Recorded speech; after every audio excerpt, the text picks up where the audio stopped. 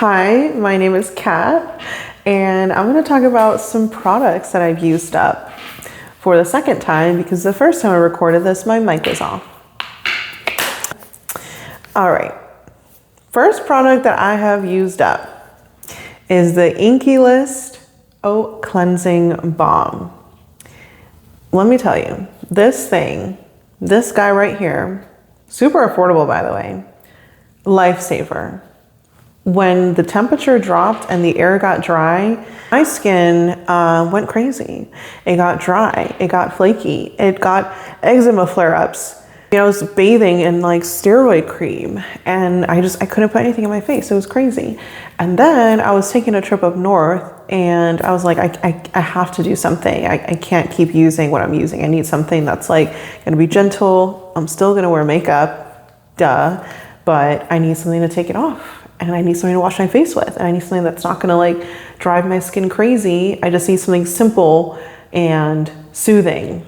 And it's blown me away. I'll use it at night to remove my makeup, and then I'll use it again as my cleanser, and I'll use it in the morning. And I've used it as like a soothing, hydrating mask. So multitasker right here. I have another one on the way. I think this is my second bottle in the past few months. A little does go a long way. I think I use like the size of like a grape, really. And that's enough to remove my makeup. Even when I'm wearing heavy makeup, waterproof makeup, and my skin never feels like tight or dry or stripped afterward. Yeah, it's a really, really great cleanser. And I think this is going to be a staple in my skincare routine for a long time. Speaking of skincare, the next product that I've used up very fast actually is the Good Molecules Hyaluronic Acid Serum. And this is a product that I kind of had buried in my drawers for a while, and I pulled it out and I was like, I should just use it up. I have it, especially since my skin was feeling so dry. So I started using it at night after I'd cleansed my skin. While it was still damp, I'll put on the hyaluronic acid serum, and then I'll go on with my retinols and my moisturizer. And yeah, again, like super affordable, very like basic, but it makes a big difference. It does make a difference in the hydration and the plumpness, especially while using a retinol. If you use a retinol or a tretinoin, or like I use adapalene, they can be really drying and they can make your skin feel tight and flaky, even if you put a moisturizer on. So I like to sandwich a nice hydrating serum with my retinol and my moisturizer.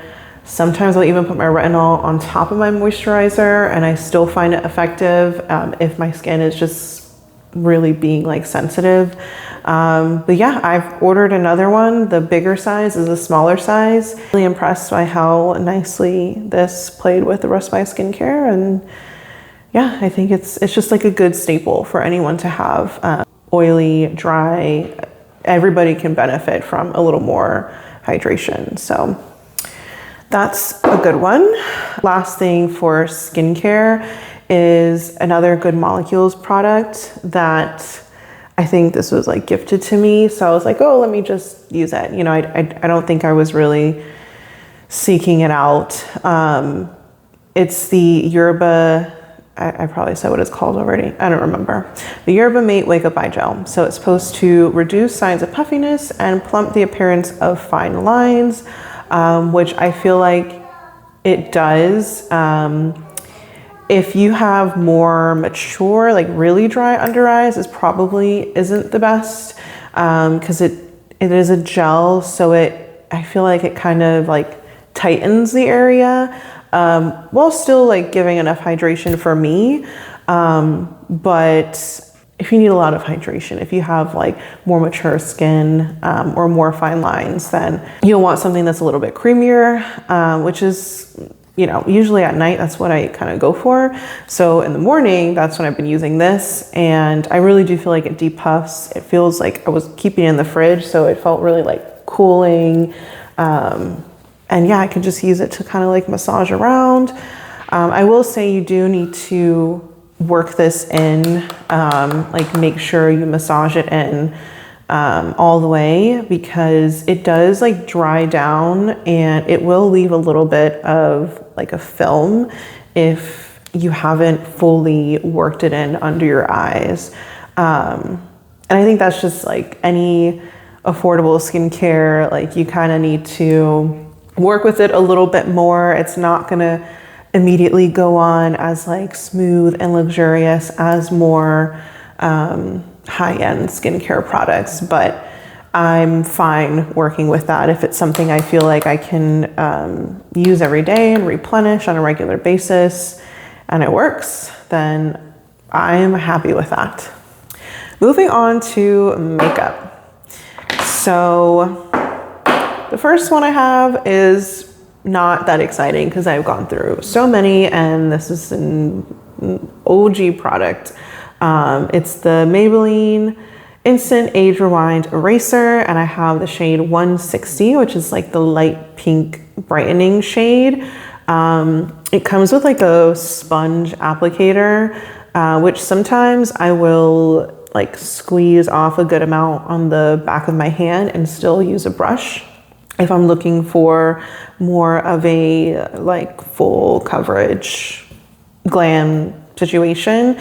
But if I'm on the go just trying to quickly color correct, I can just dot and I will put some under my nose or around my chin, and it's not so pigmented that it looks like, oh, I'm only wearing a color corrector. It can blend out nicely and give just enough to brighten my under eyes without looking like, you know, I have like pink concealer on or like it's, you know, usually you need to put like a foundation or concealer to help balance out the color, but that's why I like this one the most. And I have multiple shades of this one and of this color corrector concealer in my Pro Kit, because it just, I know it's gonna work on everyone and I know it's gonna be versatile. So yeah, this is an oldie but a goodie, and I'll be repurchasing that. Another concealer from Maybelline, it's the Fit Me Concealer. I don't know if there's a different name for it. I think it's just the Fit Me Concealer because it's all like rubbed off. I have the shade Light Clear, number 15. This one I would not recommend for under eyes if you have dry or mature skin or fine lines or any sort of texture. I feel like this concealer is more of a spot concealer.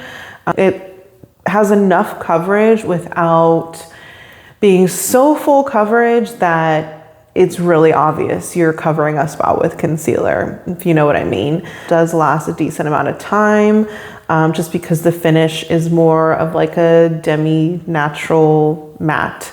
But for anywhere around the eyes, don't love it, and I had to learn that the hard way. But the reason I have gone through it is because I have spot concealed many pimples with it. So for that, I really like it. Another Maybelline makeup product that I have just eaten up is the Lifter Stix. So this is like their multi-stick. It's supposed to be like multi-use, but I use the shade 45 for contour. I picked up a couple of stick products. One, because my skin can get away with more creamy products in the winter, and two, because I am notorious for doing my makeup in the car, and sticks are just easy to just throw in your makeup bag and work with without any mess. You can apply it directly on your face, or sometimes I dip my brush in it and kind of like work it in a little bit first and then start blending it out. The shade is amazing. It's not too warm. It's not like too much of a bronzer, and it's not too cool, so it doesn't make me look like ashy or like gray. It blends out really nice. It lasts, it layers well. And I definitely think I'm gonna pick up more shades and kind of play with them a little bit more. I have loved the lifter sticks. I think they did a great job with this. Last but not least, I think this is my favorite product that I was really sad to go through. It's another stick product. It's the Milani Conceal and Perfect Blur Out Skin Tint Stick. Really long name, but this baby, super affordable. I love Milani, by the way. I feel like they have come back with a vengeance. Like they are just putting out hit after hit after hit. This is one of them. This measures up to like the Fenty Eavesdrop Blur Skin Tint Stick. It might have been inspired by that, if you know what I mean. But I think it's just as nice. Like it works just as well. I've gotten compliments on my skin when I was wearing the Fenty one, and I've gotten compliments when I was wearing this one. Not because I was having a good skin day, but because this makes me look like I'm having a good skin day. It is so easy to apply. It takes 30 seconds. You swipe it all over. Even having, like, I have texture, I have large pores, I get breakouts. I do not have perfectly smooth skin at all. If it looks like I do, it's because I'm wearing makeup and I have like lights on me, but I do not have perfectly smooth skin. So this, it really blurs out my pores and it just gives me like enough coverage to look like natural, but I can build it up if I want to. And it's just really like versatile. It's been really nice to have. Pop it in your bag if you're doing your makeup in the car. You don't want to have your liquid foundation going everywhere. Boom, this is perfect. And it's so easy for a quick beat, quick get ready. I love it. And I'll definitely be picking up many more backups, like just in case they discontinue it or something. Like I really love this formula for a foundation stick, really. I mean, when was the last time you got a foundation stick that you really liked? I mean, I have not. Other than the Fenty one, I have not. Yeah, really impressed, really excited to see like what else Milani, I know they've come out with some new products I need to check out, but I just feel like their quality versus affordability, it's so worth it. Blush is amazing. What else can I say about this? Oh, it lasts. I wear it to work, long days, and it doesn't claim to be long lasting, it's not like a long lasting full coverage foundation. It's just not. It's a tint. But I will say, if you set it correctly with powder and setting spray throughout the day, like it doesn't slip and slide around, and it doesn't start to get like weird patchiness or anything. It doesn't start to look weird. It just slowly fades away. So I feel like that's best case scenario. If your makeup is fading throughout the day, it still looks fine. After an entire day of wearing it, I don't feel like I need to take it off or touch it up. I mean, maybe like powder, but I don't feel like I need to just redo my makeup, because it only lasted 4 or 5 hours. So yeah, I don't know what else to say, but I love it and I'm gonna get more. That is it. Those are the products that I have gone through quickly lately, and I hope you enjoyed seeing some of that. I personally like to see what people are actually using until they're gone and what they would buy again. Especially if it's affordable products, then, it's nice to just have like staples that aren't gonna break the bank and feel like, okay, well, how can I actually use this cleanser every day when it's like $60 or something? For me, that's just, that doesn't feel reasonable. I use so much makeup and so much skincare that, I want to find good products that just work and play nice and that I can easily repurchase multiples of. That's just my opinion. But anyways, I will stop ranting. If you like this video, give it a thumbs up. Please comment, subscribe.